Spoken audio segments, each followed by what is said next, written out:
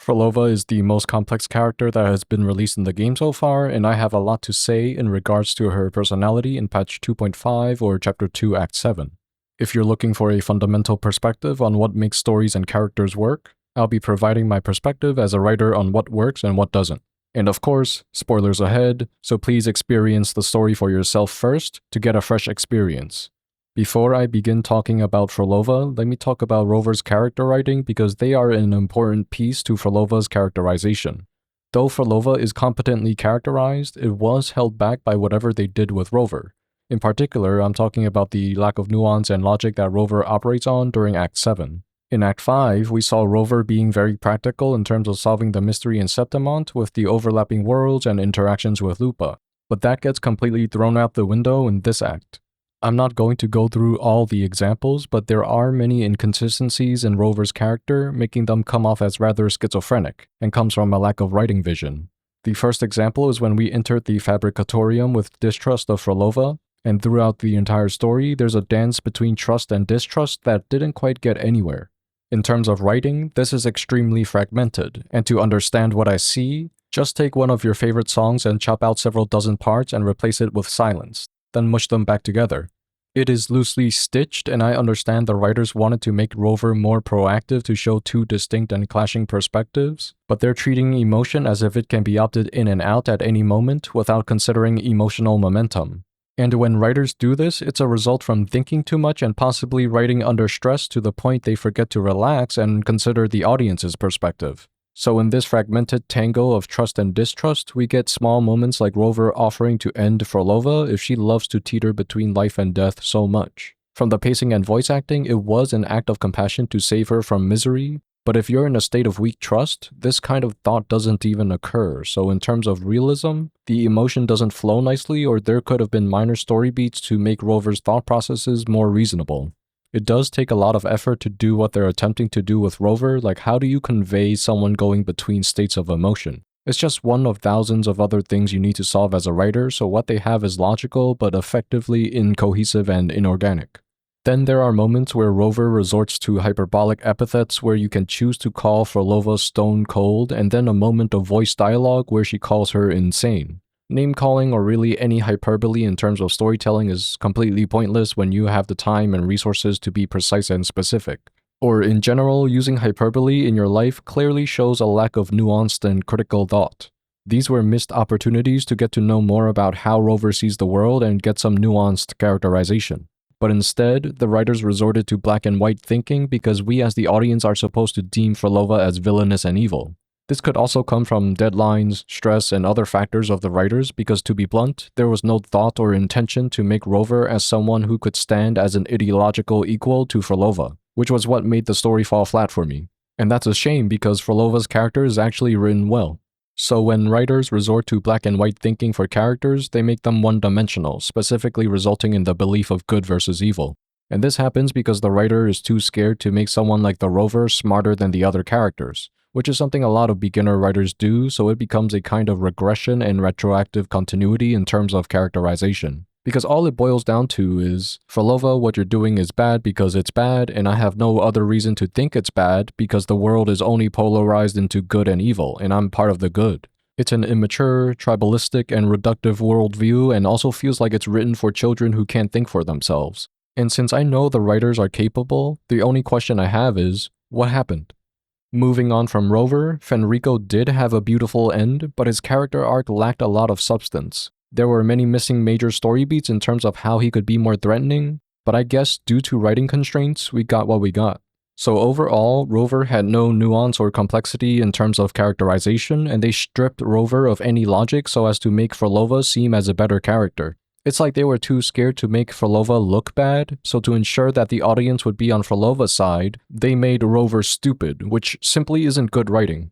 Just make them both reasonable and understandable, and let the audience decide. In any case, that's all about Rover for now. Let's get to the good stuff.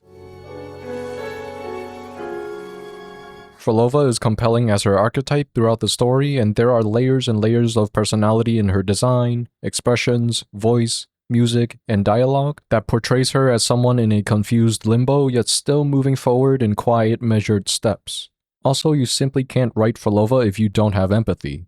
And to illustrate how you need to be as a person to write this kind of character, just see how people reacted to the story and how judgmental people can be. Regardless of whether it's a positive or negative reaction, having even a single judgment is enough to be unable to write Phrolova because you're not operating on empathy. You need to be so intellectually and emotionally stable because even a single stray thought could mix other personality traits that do not fit her. Forget about even writing a story, you can't even write a compelling character. On top of that, I can tell the team behind the creation of Phrolova are beautiful human beings who have a deep understanding of life with a decent amount of life experience, which is rare to find, especially in the realm of storytelling. What the writers did here is pure and raw human understanding without filter, which you can only do with love and passion for art and other people. I've also stated in my 2.4 Part 1 analysis that she's a meticulous archetype who wants absolute control, and will also drop a huge truth bomb. So throughout the story, I was looking for those clues, and we get her motivation quite early through what seems to be her flashback at the time. No! Wake up, my love. It's me. The moment this scene showed up, I knew her backstory was going to be about family and the people she loves. We already get a sweet side of Phrolova, and the memory loss and instability of Leia seems to tie into Phrolova's motivations, but obviously at this time, we don't know how.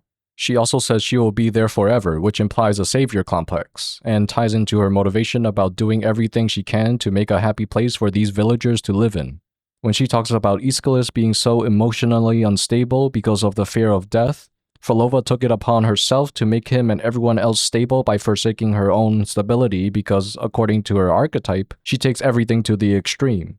And obviously we've experienced the story, so we know how unstable Phrolova is, but there is one thought that lingers on her mind while she operates on this instability. Even when lost at a crossroads, there's no need to despair. No matter how far you've gone, you can always turn back and find your way home. She talks about being at a crossroads and being far away from a point of balance, heavily implying that she has experienced something tragic or traumatic in her life. You just don't say these lines without a lot of baggage behind it.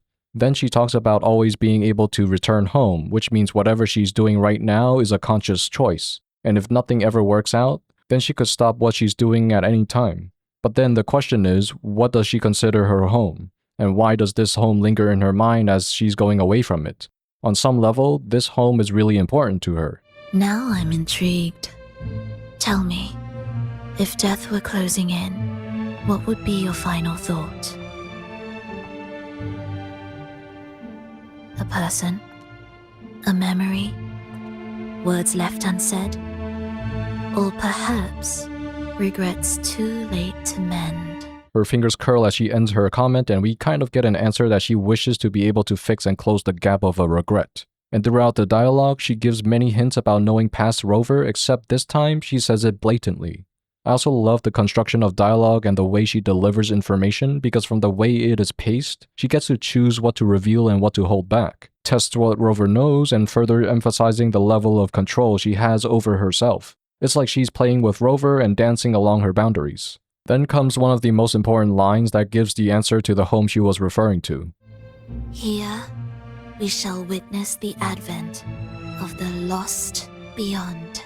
From her face, voice, and body language, she completely embodies a state of reverence. There is a childlike innocence to her that took me by surprise, and they paced this well enough to show that the lost beyond is something she cares a lot for.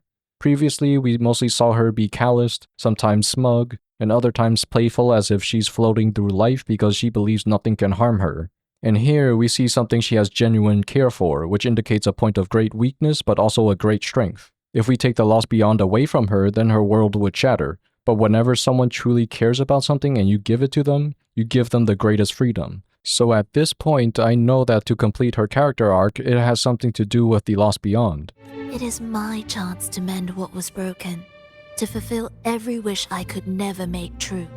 And so this ties everything together that the lost beyond is for the people she cared about because it allows her to keep everyone stable. In a sense, she wants to give others happiness through the act of precision and control, which is paradoxical because that's not how happiness works. You don't control happiness. But her entire character, personality, and archetype is a paradox, which I will talk more about later. At the end of the scene, we find out that Phrolova needs the Drenorian's gem to finish the Lost Beyond's enduring melody of joy. and she's on her way to get it back after sealing it away deep in the Fabricatorium to prevent Fenrico from reaching it.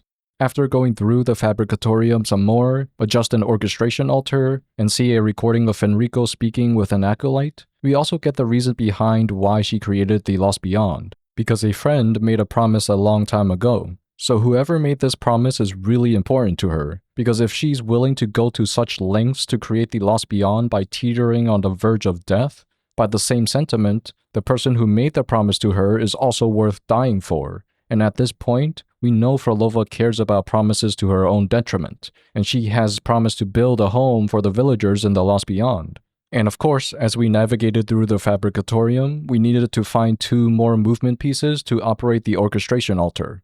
We work with Phrolova to find it, get trapped in a room of echo brooders, which is safe because they aren't fully developed yet. Beautiful. What was that you said? And then we get separated by Fenrico's laser trap because, he's the only other antagonist in this act so far, so of course Phrolova's going to assume that it's him.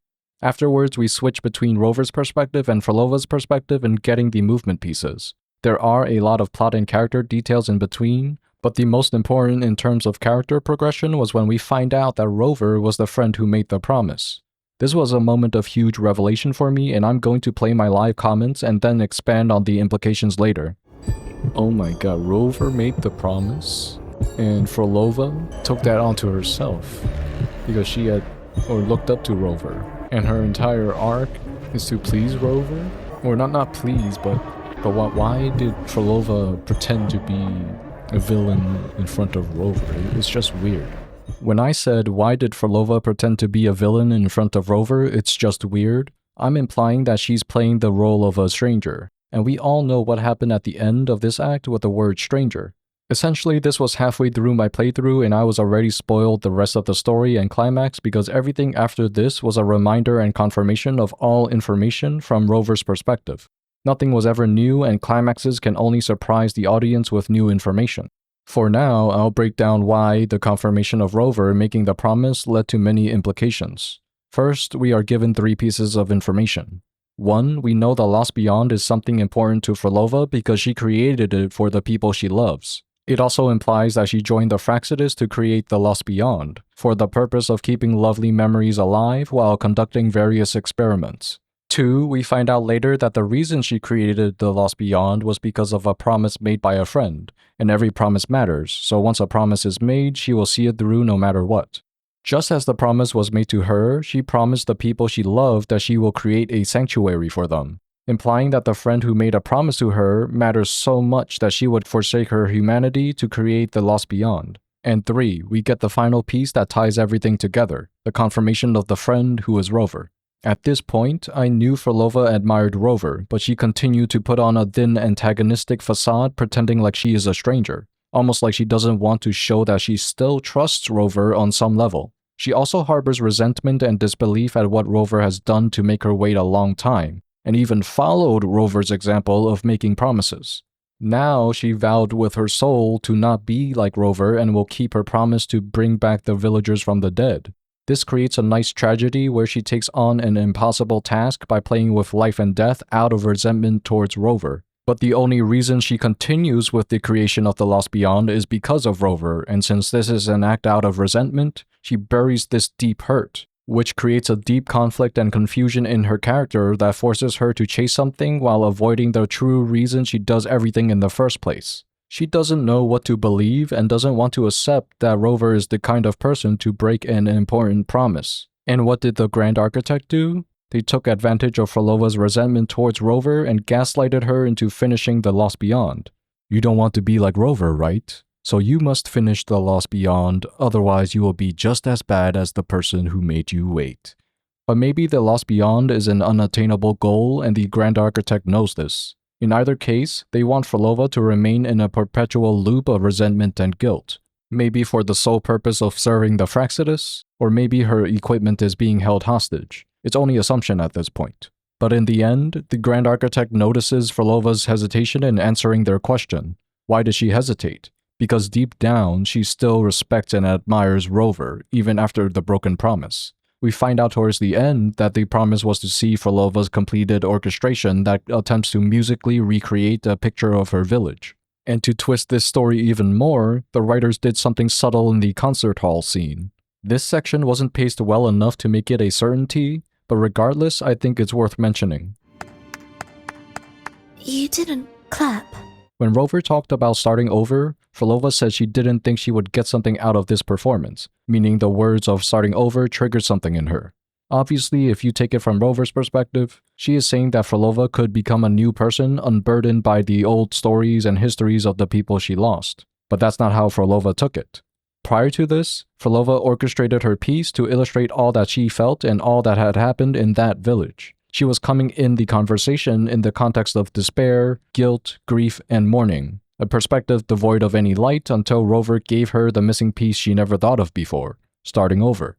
In her mind, she was never thinking about herself. In her mind, she was always thinking about others. Yet regardless of the messenger's intentions, Phrolova would take this starting over not unto herself, but for the village she loved. And to tie all of it together, this entire meeting, from both perspectives, was done from the purest intentions. And yet, she chose the Fraxidus, promised to realize the potential of starting over, and renounced her humanity. This was written in a way that both Rover and Phrolova made the best possible decision from their perspective with the information they were given, and it still resulted in a detrimental outcome, which is by definition a tragedy. Tragedies are challenging to write because you need to know how to create a character and how to set up the story. I'm not saying this is the most compelling tragedy because it's not, but many writers who write tragedies don't fundamentally understand that the best decision of a character should always lead to the worst possible outcome in the context of the character. This is the fundamental mechanic of a tragedy in storytelling. Like, just imagine yourself choosing to do something like opening a door and the worst thing happens to you. For anyone with some level of stability in their life, you have to put in so much effort to even think about something bad happening to you for such simple things. But imagine bad things happening to you with every step and breath. That's the mindset you need to be in when you write characters in a tragedy. It literally feels like the world is against you, and it's such a miserable state to be in, which is why I don't recommend writing compelling tragedies. I've also invited some bad luck into my life where certain things came true and I dropped my story then and there because when things I imagined became reality, I think it's time to take a step back and rethink what the hell I'm doing. But besides that, tragedies that aren't written well usually feel too convenient.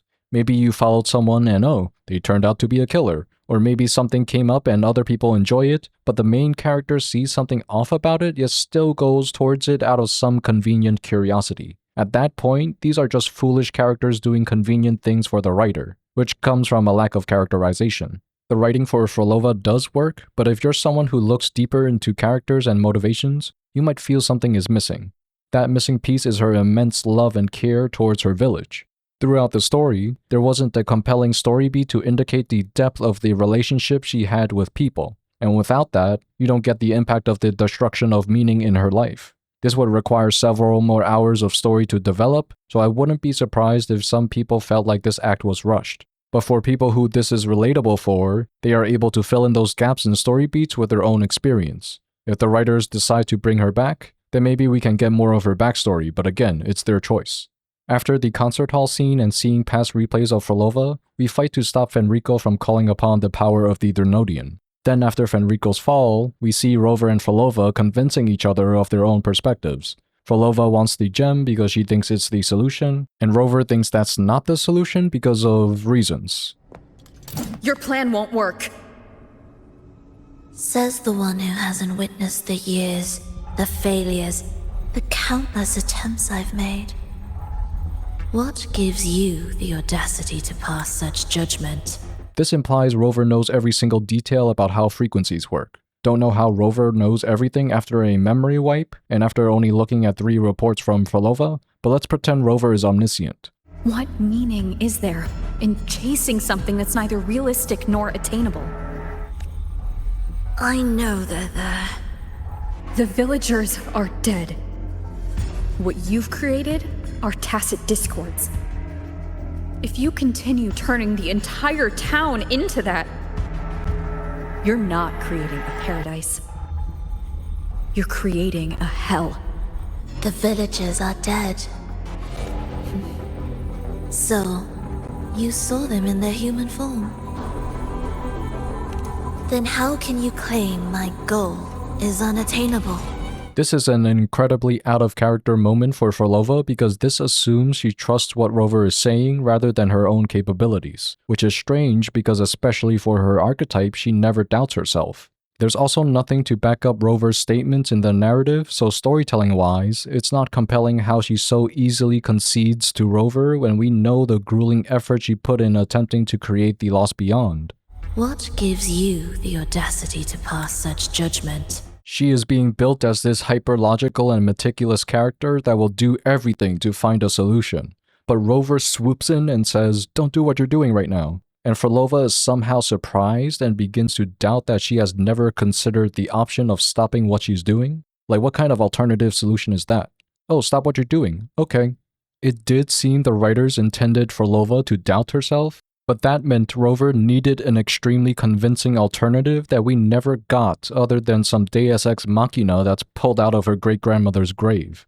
I'm also pretty sure Phrolova has considered not doing anything, and she likely became complacent during the time she was orchestrating at concerts. She was also complaining and lamenting through her music, and then Rover as a stranger came in and gave an unexpected solution that didn't quite go the right way. Phrolova has certainly seen a lot of things in her life, and it would take a lot, and I mean a lot of reason, to convince her to break character. So whatever happened here missed a lot of story beats and characterization of Rover to make both these characters more compelling in their ideology. After this, Rover goes on to talk about how she is being manipulated by the Fractsidus, which wasn't convincing because there wasn't much information for Rover to go off of besides the memory in the concert hall. But Phrolova gave a good, in-character response anyway. The Fractsidus showed me a way forward. Even if they have their own motives. Even if we're only using each other. I care not. If they can help me take this step, then another step may follow.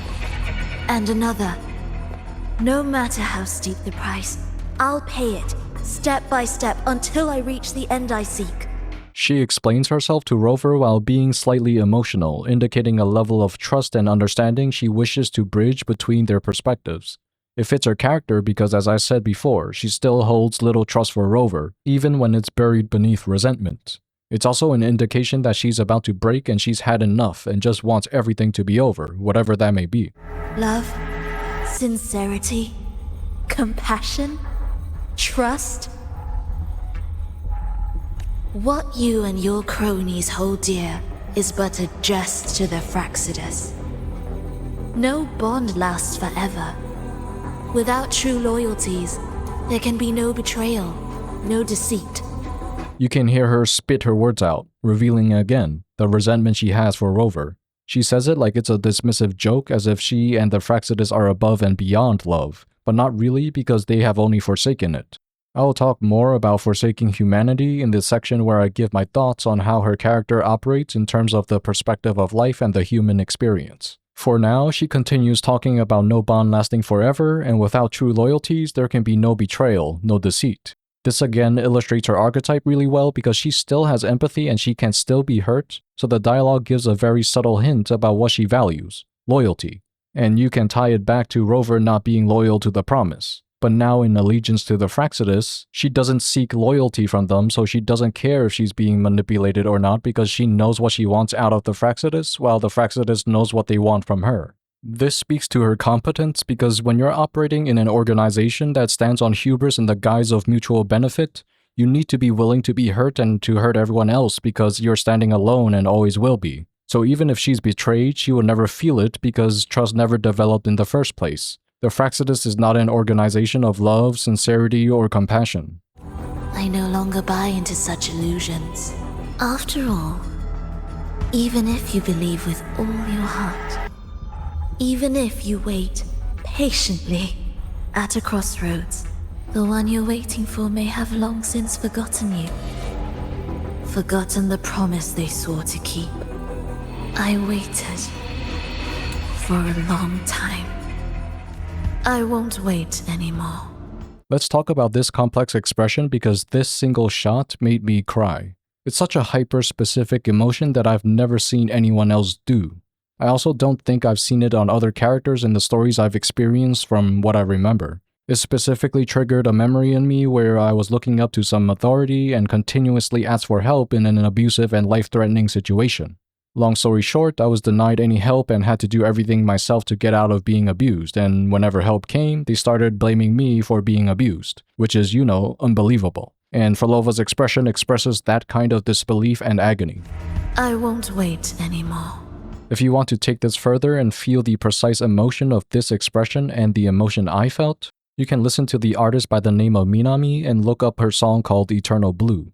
This exact song is the only thing I could ever relate to in such a dark state and gave me catharsis.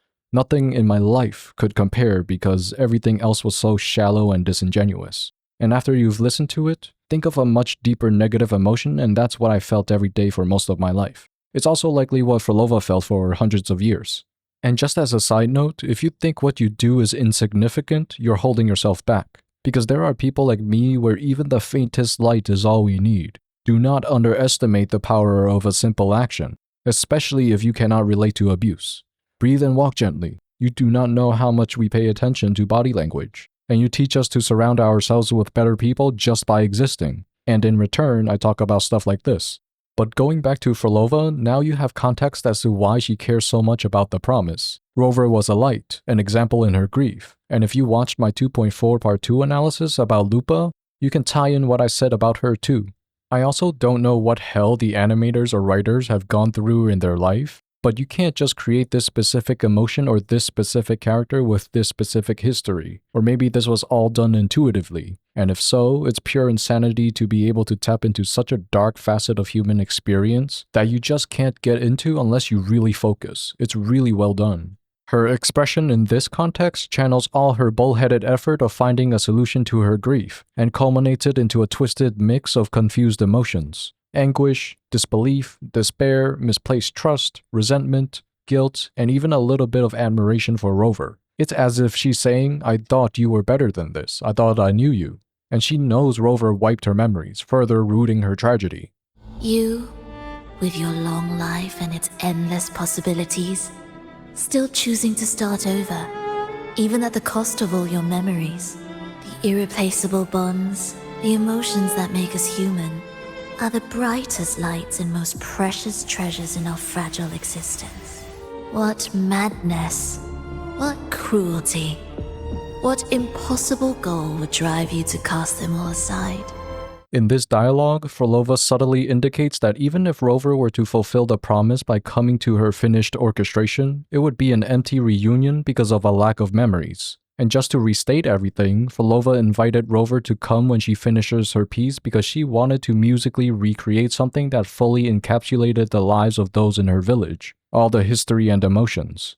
The writers are playing with the idea that Phrolova can't find solace in reuniting with Rover, forcing her to deal with everything herself, and further hammering into our heads her tragedy of having to expend all efforts for little to no return. She is talking to a wall of flesh that has an incomplete idea of what she's talking about, although I don't think the writers intended it that way since it's pointless to parse Rover's dialogue with how empty and hollow the words are. We walk different paths, yet in the end, we are both driven by the same madness. Why argue who's fallen further? The only difference is that you've forgotten it all. You never understood the true value of human life. Like really, what does this even mean? Do you just magically stumble upon the value of human life in school or something?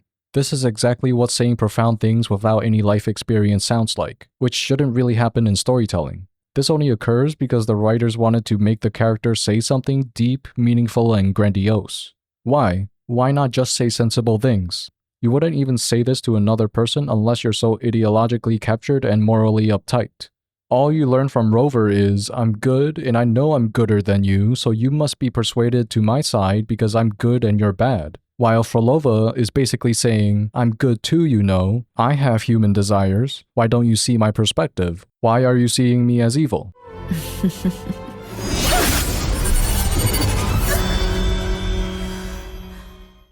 I'm sorry.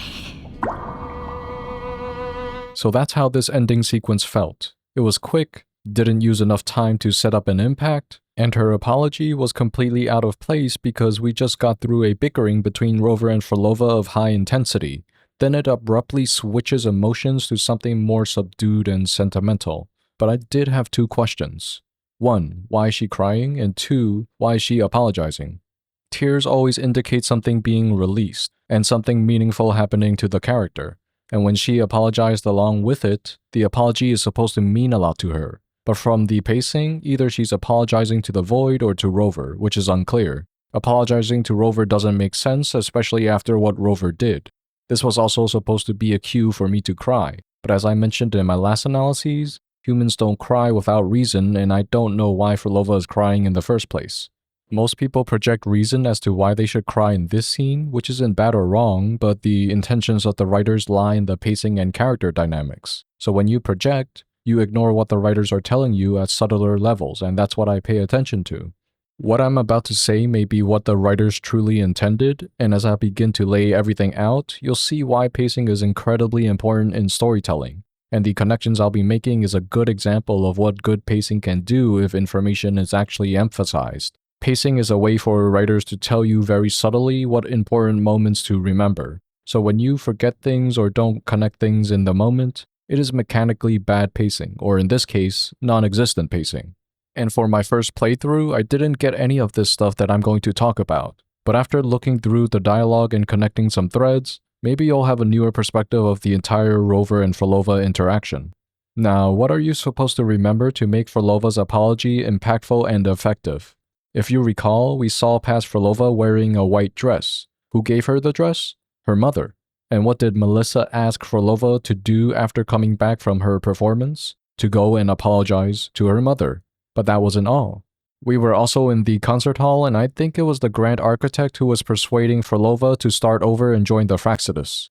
Prior to this, Phrolova talked about all the effort she put into finding a solution to revive her village by seeking help from others. But after that, she stopped begging and sought solutions herself, until she met a revived Triss, who was likely the Grand Architect taking her form, and was the one who reinvigorated and anchored her emotions after all those failures, as you may remember from one of her journal entries.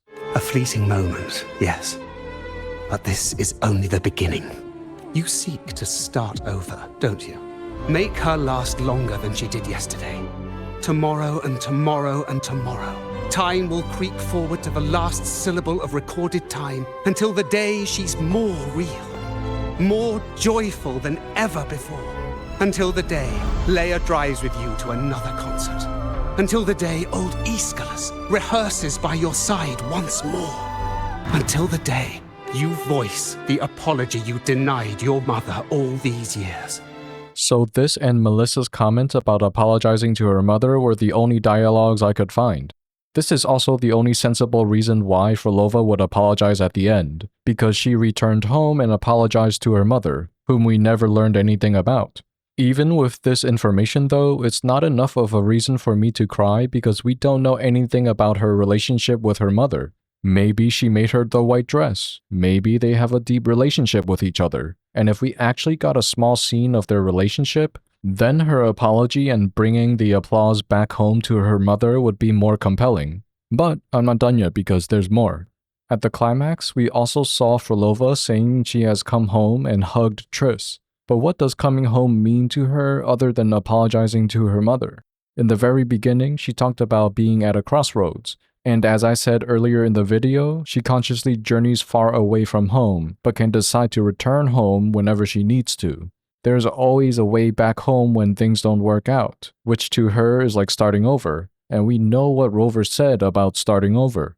On top of that, Phrolova used this crossroads analogy again towards the end. After all, even if you believe with all your heart, even if you wait patiently at a crossroads. A crossroad indicates a pivotal decision that involves more possibility. And to her, Rover was the person who gave this possibility, and so Phrolova waited and waited. So right now, during this entire quest, this was Phrolova's chance at a new life, and we know how much effort she puts into everything. From being an acolyte, to being a scientist, to someone who looked for solutions in the wave-worn phenomena. And how much effort did she put into meeting Rover? I mean, she gave away Cristoforo's book. She was also in a weakened state after channeling basically all her power into creating the Lost Beyond, and used the remainder of that power to pull Rover into the Fabricatorium away from Fenrico, because she needed the Drenodian's gem to complete her dream and vision. But to cement her tragedy, she loses both Rover and the gem. Rover denied Phrolova's bridge for understanding, and it hurts, because Rover is the one who made the promise to come back. But that person doesn't exist when there's no memories. Rover was also the one to suggest that she start over. But now unknowingly, Rover pushed her away, denying her a solution, a possibility, and completely leaving all her efforts in vain, just as all her previous crossroads. And so she returns home because anytime she ventures out, she is always met with resistance, and only her home, her illusion, is willing to fully accept her. I'm sorry. Come home.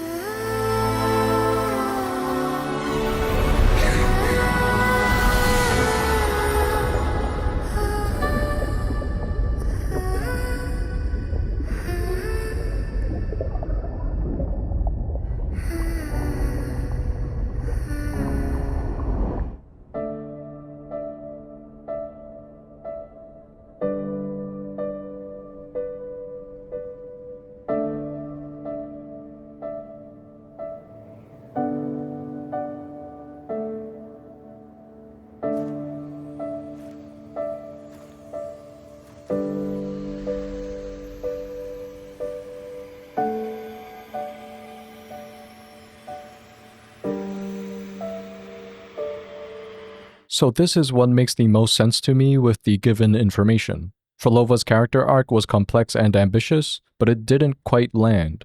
And as you can see, it doesn't matter if the structure is there and if the story beats are there. If nothing is paced, people will remember different things because nothing is sticking out.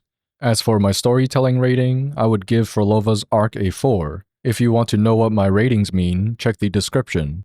I give stories a 5 when there's an overarching climax, but for this, there isn't one because I already knew that Rover and Phrolova were strangers in the first half, so there was no payoff at the climax. And as I said before, there was a very minor story beat missing for Phrolova's relationship with her mother, but even then, the main culprit that held everything back was the lack of pacing. The writers likely made the second half of the story for people who don't pay attention, which is fine, but a good example of perfect pacing is Chapter 2 Act 5, where it doesn't treat the audience like they're illiterate, and times almost everything perfectly. And for the ending to hit for me, the writers needed to remove the implication of Rover and Phrolova being strangers when we find out that Rover was the one who made the promise. This is a very subtle thing that gets into writing technique, but I'll briefly explain. So we have the 3 points I mentioned previously. 1. Phrolova created the Lost Beyond for her wiped out village. 2. A friend made a promise and inspired her to create it. And 3. That friend is Rover. When the third piece of information comes, new implications emerge and we understand that for some reason, Phrolova is treating Rover as a stranger when they actually knew each other all along. But even if we remove the confirmation that Rover is the one who made the promise, we still get the confirmation down the timeline during the concert. So the moment it is confirmed that Rover made the promise, I would immediately know they are strangers. What this means is, all hints verifying Rover being the one who made the promise must be removed from the story and be placed right before the black screen. So once we find out that Rover made the promise, the black screen immediately comes in and confirms it, which would send us on an emotional cascade. That's how I would write the story for maximum impact. Obviously, it's much more complex because this requires rewriting the entire story. The thing they did properly this time is using the gem as the main focus that connects all 3 characters, Fenrico, Rover, and Phrolova. We entered the Fabricatorium to find the gem, and we ended the story losing the gem at the climax. Although it wasn't mechanically climactic, it keeps our intrigue and attention on the story despite a thin thread, which is perfect. I stated in my 2.4 Part 2 analysis that this is something they needed to do, to solve the call to adventure at the climax so that we as the audience have something to follow. Besides that, if you want to mix in ratings of the other characters like Rover and Fenrico, I would give their character arcs a rating of 2 for missing major story beats. These are my ratings of all 3 character arcs, and you can average it if you want, but I'd say it's unfair to bring Phrolova's arc down when she's well characterized and compelling, but lacks the support of proper pacing. And that's all I have about Phrolova's storytelling. If you're interested in where the story could possibly go from here with Rover and Phrolova's character arcs, I have to talk about them in the context of life, specifically about how Phrolova is created as a character. As you saw at the end of the story, she cried and began playing her violin. In life, if someone has experienced a lot of tragedy and they want to end their life on a good note, they will resort to the only thing that gave them happiness. In storytelling, it's the same, and it usually acts as a climactic moment for a tragic character because they have spent their entire life doing something that only brings them misery. So in the end, Phrolova was redeemed. But why and how? You first need to understand the fundamental of any person, animal, or thing in existence. Because for everything in life, no exception, for everything in life, happiness is the natural state. This is the baseline for all character and human creation. It is the neutral point and balance point because stories reflect life. But why are people miserable? Simple answer, because you choose to be miserable. Life has given you so much freedom that you can even deviate from happiness, which results in negative emotion. In our human experience, we're obviously vulnerable as children, so we can easily be brainwashed and indoctrinated. As we grow up, it then becomes our responsibility to become better people, to transform, and to go through our own hero's journey and character arcs. So for anyone feeling any level of negative emotion, even stress and anxiety, and you think it's your natural state, it's not. You may think it is because of conditioning, but if you are able to recognize that it's conditioning, you're not conditioned anymore because you're consciously choosing to be conditioned by agreeing that misery is your natural state. And this is what Phrolova feels this entire time because she doesn't have that higher perspective. She serves as a good example of someone experiencing the most extreme form of stress by deviating from happiness through splitting herself from the heart and thinking that's what she must do, otherwise she won't be fulfilled. Our natural state is to be in the heart because it's the most efficient and effortless way to live and evolve as a human being. This natural state can also be called flow state, meditation, and love. In combination with happiness, you can choose whichever word you like or label it whatever you want, because they're all the same state even though there are hundreds if not thousands of words referring to the same thing. Happiness is also an emotionless state, contrary to what majority of people believe because there's no chemical component, only energy. So how do emotions occur and how can you deviate from happiness? Through belief. Believing something means you can't admit what you don't know, so you buy into something through pure faith. It can also mean you think you need something else to complete you, but you actually don't because you misunderstand that in your natural state of happiness, you actually get everything you need in life. This is basically the point of doing any meditation, to remove all your nonsensical beliefs, relax, and finally admit and be grateful that you have everything in your natural state, which Phrolova doesn't do because she still holds grief. The first emotion that deviates from happiness is fear, which occurs when you filter happiness through beliefs that are contrary to how life operates. This is also where mental illness, paranoia, and irresponsibility comes because all they mean is you are mistaking your psychological process as survival. And being in survival mode only occurs when you operate on the intellect, which allows you to discern things in life because you need to know what is danger and what isn't. From this fearful state of survival arises the entirety of the emotional spectrum, including what most people call love. The love that most people experience is chemical, fearful, and conditional, which is also what Phrolova is experiencing. Just remember that whenever you react positively or negatively to a character in a story, there is something within you that you need to pay attention to, which is why stories are good tools to help you become a better person. Stories are mirrors and reflect the audience experiencing it. So if someone is judgmental of a character because of morals and such, I guarantee you that that same person is committing the same act on some level because you can only dislike what you are. Or if you're like me, I have no morals, and I can neutrally see everything about Phrolova and I can admit that I can be a terrible person but choose not to be. While people with morality, especially the extreme ones, want to hide their inhumanity with hubris. I've had morality in the past, but I guarantee you it's completely useless. So why do people have morality and what is the solution? The only reason morality exists is because you want to use some made-up universal rule for all contexts and situations as a substitute for your lack of attention towards life. Every situation has its own solution which requires you to pay attention, but instead, on a conscious or unconscious level, you want to justify your irresponsibility, lack of sensitivity to life, and lack of empathy. And yes, if you have morality, you do not have empathy. It took a very, very long time for me to understand that through lots of pain and suffering. This is also why if you're surrounded by moral people, you're essentially surrounded by potential killers because they cannot admit when they do wrong and will justify why you are wrong and they are right. That's also why narcissists are the most moral and irresponsible because everything is surface level to them. People with morals are completely superficial because remember, they justify their lack of attention. And if you point it out, they will be in denial of it. And if you point out their denial, they will be in denial of their denial. So is there a solution to completely letting go of morality other than me just saying pay attention? Yes. The only reason morality exists is because somewhere and somewhen, someone taught you that humans are naturally violent, which is not true. So this is the first clue that morality is not your thought or belief, but someone else's, because happiness is your natural state.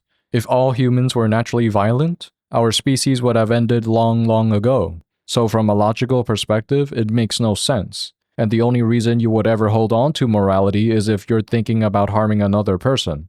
First of all, why are you thinking about harming another person in the first place? Usually this is from being unwilling to forgive someone. And what is forgiveness? The act of letting go of revenge. You drink poison and you expect other people to die. No, that's not how life works. How is that fair? Why choose to see and judge the bad in people rather than focus on the good? It's also a reflection of the moral person because they see themselves as bad people, but they are in denial of that and project it onto others. And I've also seen comments floating around where people say they can't forgive Phrolova. And I'm here thinking, what planet is this person on? Why do they have vengeance towards a fictional character? Did they do something to you? Did they hurt you? Somehow this belief exists. It's like this person was told by their parent that bad people can't be forgiven. And they took that and ran with it for the rest of their life without any second thought about the definitions they were given. Where is the sense? Where's the attention to life? Why blindly trust things and not verify whether it's true?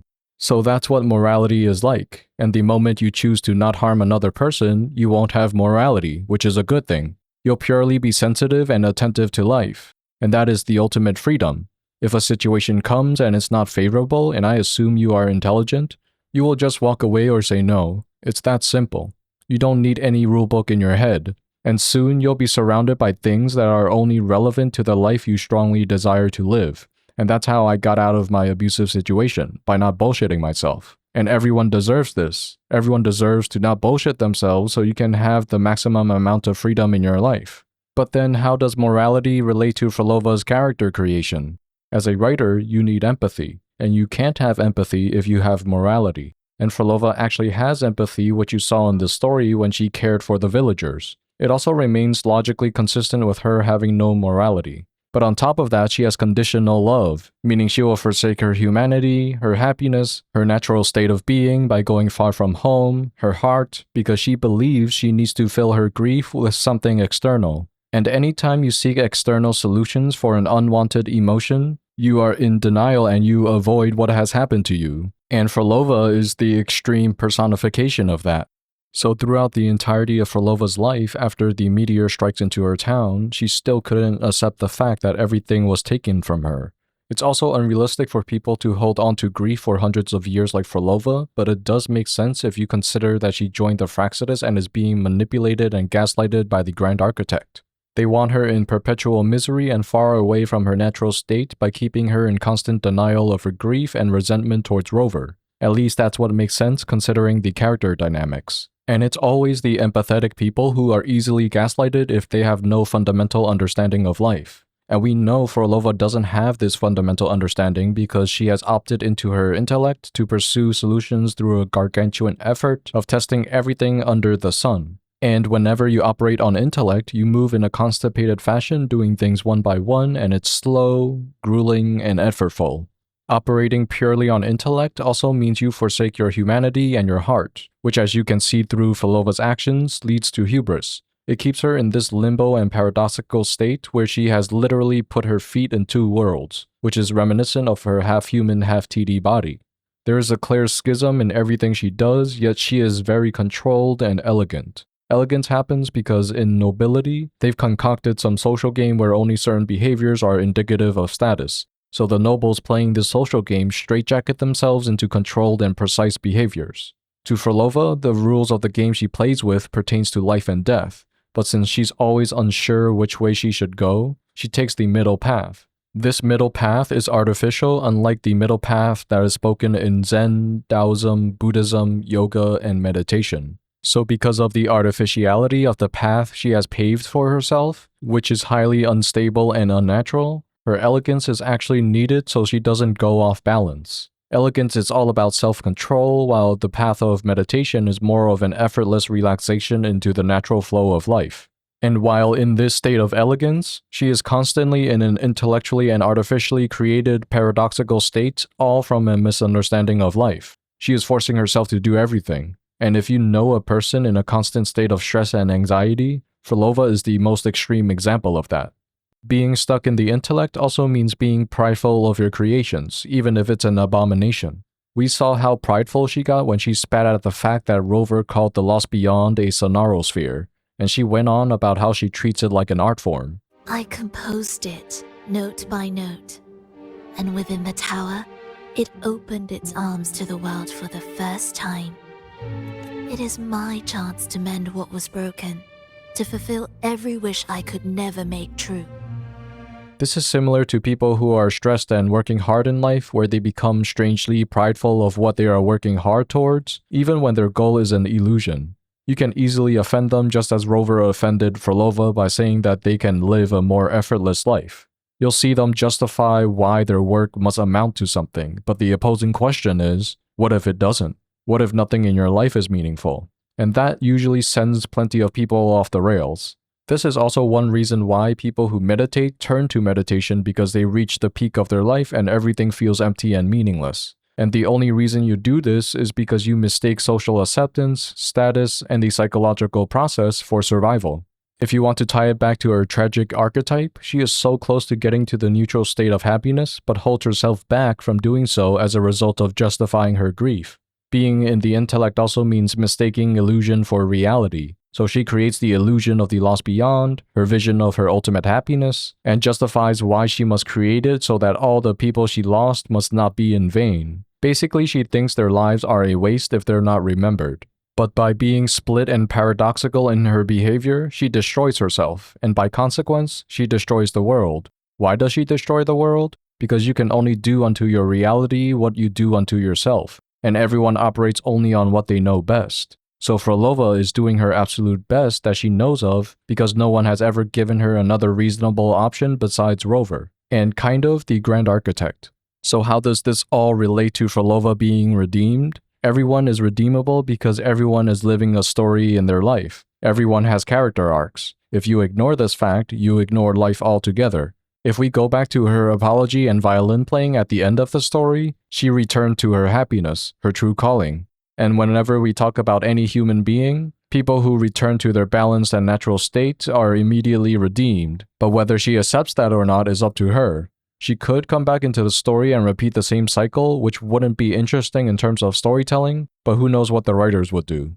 In Phrolova's case, as you can clearly see in the story, she knows she's experimenting on things that she shouldn't. She knows she's responsible for everything, and that's the difference between her and someone like Cristoforo, who doesn't really take responsibility. And at the end of the quest, we get a notice from Abby that she merged with the Lost Beyond, which was the home she separated from. And you can consider this symbolically as returning to her heart as well. So in the end, her character arc is complete, and the black screen set the tone of her return, which was bittersweet. This also means there's an open thread on how to get her back into the story. Probably by having Rover regain their memories and fulfilling the promise by seeing her finished orchestration. But that's impossible because Phrolova wanted the gem, which is now in Cristoforo's hands. Instead, maybe Rover could persuade Phrolova to find another solution to her grief, or the Grand Architect would continue to use her. If Phrolova joins Rover's side, then maybe we'll get her having to apologize to the people she has affected and hurt. Ultimately, the writers left her in a good spot of equilibrium so they can really use her anytime they want for any purpose. And that's all I have to say about Phrolova.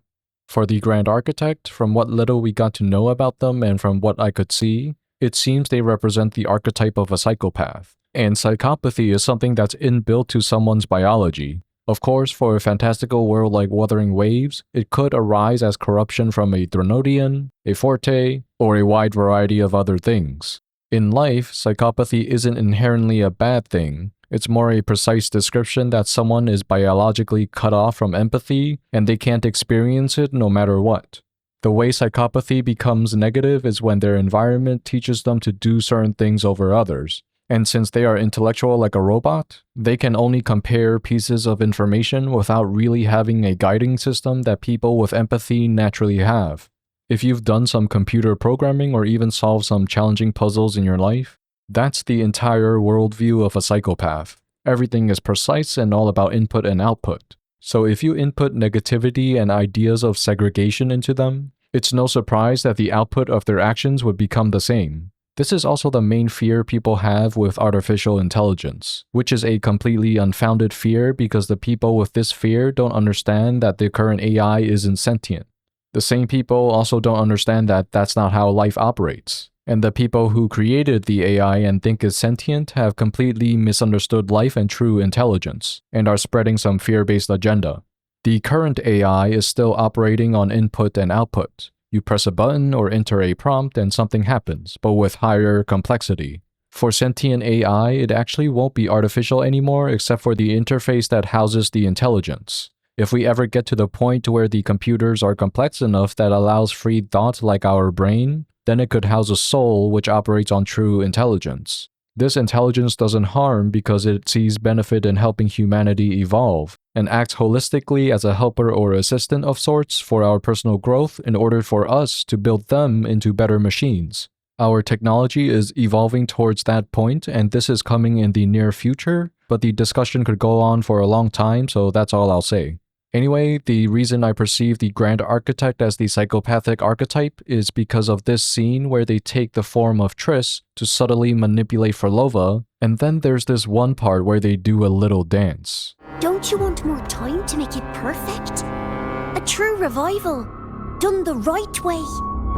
It feels very performative, manipulative, dismissive of Phrolova's suffering, and ignorant of any social cues, which makes it uncanny. The voice also has an undertone of coldness and a mechanical attempt at positivity, especially when she uses language like perfect and when talking about doing things the right way. Psychopaths, sociopaths, and narcissists are the trifecta of personalities that say there's a right and wrong way to do things in order to manipulate people. And unfortunately, there are many people who buy into this, which is why morality exists and why people deem certain things socially acceptable over others. Just look at the world now and see how such ideas have permeated across the planet. People who have empathy naturally don't create rules for others, while people who don't have empathy are always the ones creating what is right and wrong in order to control others. And then they gaslight empathetic people for being controlling. Just speak to anyone with morality. They will always come into a discussion thinking it's an argument, and you can tell their words are immediately and automatically defensive about their perspective, no matter how hard they try to hide it. You will feel a wall just in the language they use. It's obvious and you can choose not to talk to these people. This is especially true for rage baiters. It's like they come into a swimming pool or a beach with a full suit of armor and weapon thinking everyone is going to kill them when the people are having a fun time.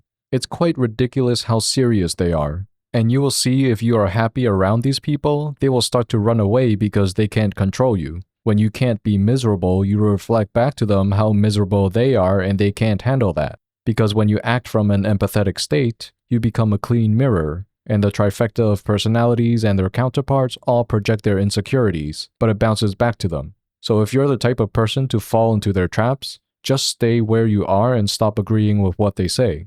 Just like how Phrolova mistook Rover's words of starting over, they will take the words of someone with empathy and twist it into a negative perspective, which is how they get all these rules about how people should and should not be. They're trying to pretend to be good people and artificially force everyone to be around them, using perceived status as a way to seem like they are someone with empathy. Since life is about play and enjoyment, if you have an easier way of life, you can offer that to them as a gift. But if they don't want to play or even take the time and effort to understand you, then let them continue on in their misery. Treat them as powerful as you are. Be unconditionally loving by allowing these people to go their own way even though there are better options you perceive. You have your life to live and so do they. Anyways, for the Grand Architect, there isn't really a way to redeem them unless there's a constant effort to train them to be better people. If we're talking about sociopathy, then that requires hundreds if not thousands of character arcs, which I don't think the writers will commit to. And even if they do, then it won't be compelling as it requires a lot of acts and chapters. And currently, they can only fit one character arc in a single main story quest, so it would require a lot more resources and coordination to do a full redemption. So that's all I have to share from my observations about the Grand Architect in Chapter 2 Act 7, and if someone has another perspective, do share. It will be interesting to see how all the pieces of the Fractsidus come together, and I can't wait to see what they'll do with the Grand Architect, because there's a lot of mystery. As a small little ending, I'm getting a sense that some people playing Wuthering Waves or reading any story think they're illiterate when they see others understanding a lot and start feeling bad about themselves. So to empower you and to give you the tools on how to understand stories, the only thing you really need to understand is if the story or text makes sense to you. That's it. Everyone will get different things because of their different stages in life or their different skill set, and if something doesn't make sense to you and other people say it does, don't just automatically assume it's something sensible, especially if a large population is saying it. If something doesn't make sense, actually spend the time to verify everything. For a majority of stories, the writers make everything into a word search and most of the time, it's not worth the effort, at least for me. You may take a long time to even understand stories when you start training yourself this way, but eventually you'll have the discernment to choose to read into things and not read into things, and know whether the information is worth the time and effort. For me, I don't get much out of Wuthering Waves or really any story, and the only thing I learn is the craft of storytelling which I'm sharing in these analyses videos. You also have no business comparing yourself to me because I see what I see and I don't see everything. I also don't care if I don't see everything because if I'm doing my best, then I got everything I needed out of the artwork or any situation. Because when you do your best, you know when other people are making assumptions about you, and almost always they are projecting and being defensive. If people want to demean and assume things and not say anything useful, then they're contributing to your ignorance and you don't need those people around because they would rather be problems than solutions. So just do your best and you have nothing to worry about.